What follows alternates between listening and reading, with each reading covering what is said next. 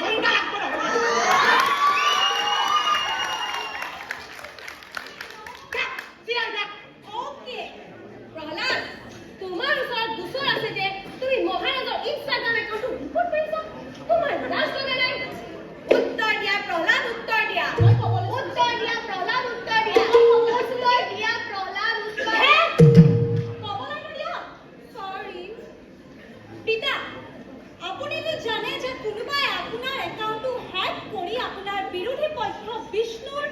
popularity কিছু বঢ়াই দিছে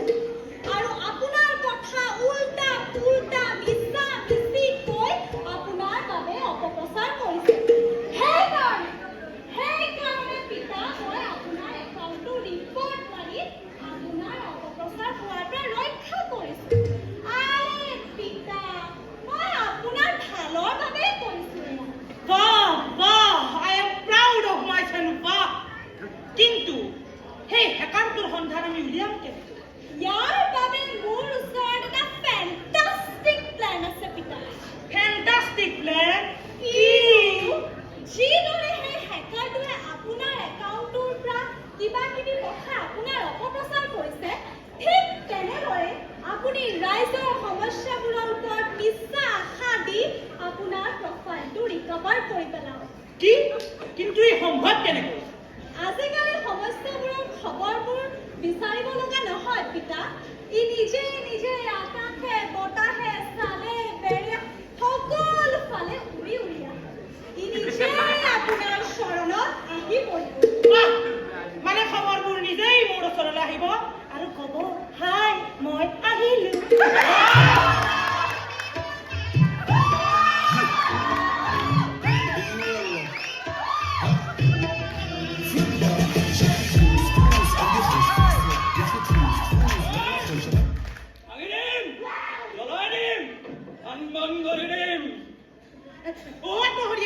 ভাঙি দিয়ে জ্বলাই দিয়ে খান কৰি দিয়ে অকণমান পানী দি আছো মোক পানী নালাগে মোক কান্দে লাগে কান্দে শান্তি আৱাজ নিচে এটা চাবৰে মই হলো এজন independent film actor film maker and producer I love films I make films I want to bring the change a revolution আজিকালি কি জানে আজিকালিৰ মানুহবোৰে মুভি নাচাই তেওঁলোকে একশ্যন চাই ডাইৰেকশ্যন চাই কিন্তু মই জীবন হাজৰিকাই চিনেমা দেখাব বিচাৰিছো চিনেমাকে নতুন ৰূপ দিব বিচাৰিছো মই ইণ্ডিপেণ্ডেণ্টলি কাম কৰিব বিচাৰিছো যাতে মই শান্তি বজাই ৰাখিব পাৰো কিন্তু এওঁতো ভাল কথাহে চিন্তা কৰিছে হে মহাৰাজ এনেকে হ'লে আমি গঢ়ি তোলা নদীবোৰত কি হ'ব এইবোৰ ষ্ট্ৰাগলাৰ্ছহে ইগনোৰ কৰক আৰু এইটো কথা চিন্তা কৰক যে আমি কেনেকে আপোনাৰ পপুলাৰিটিটো বঢ়াব পাৰোঁ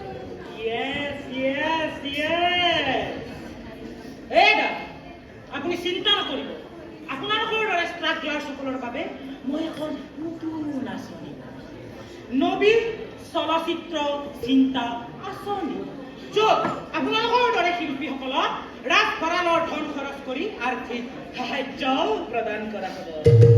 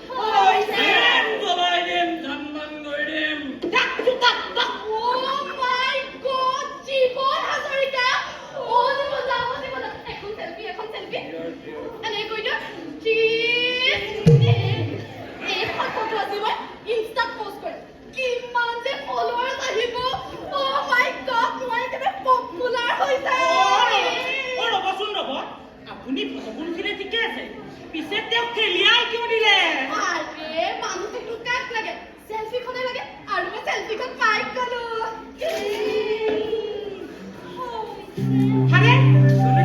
এই স্কিটখনত হৈছে কি এটাৰ পিছত নতুন পিছ ওলাই আছে যে কোন আপুনি মই মাধৱ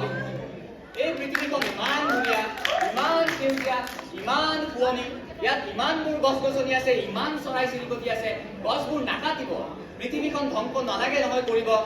আৰে কোনে আপোনাৰ গছ গছনিবোৰ ধ্বংস কৰিলে হে এই আপোনালোকে যে ছ'চিয়েল মিডিয়া ইনষ্টাগ্ৰাম ৰিলছ এইবোৰৰ কথা পাতি আছে এইবোৰ কৰিবলৈ মোবাইল টাৱাৰবোৰ যে লগায় এই টাৱাৰবোৰ লগাবলৈ কিমান গছ গছনি কাটে আৰু এই টাৱাৰৰ ৰেডিয়েশ্যনৰ দ্বাৰা কিমান চৰাই চিৰিকটিৰ মৃত্যু হয় আৰু ছ'চিয়েল মিডিয়াই আপোনালোকক এই আচল পৃথিৱীখনৰ পৰা দূৰৈত নি এখন ভাৰ্চুৱেল পৃথিৱীত আবদ্ধ কৰি ৰাখিছে আৰু আজিকালি মানুহবোৰে কিছুমান সঁচা মিছা বস্তু পোৱা নোপোৱাক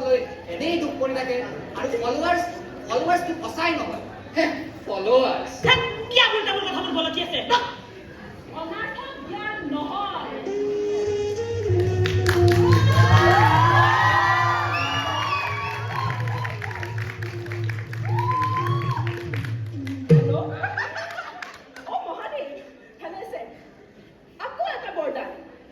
আপোনাৰ এই অসুৰ কেইটাৰ কাৰণে মই জন্ম লৈ লৈ লৈ লৈ লৈ লৈ মোৰ চাম কিবা এটা মই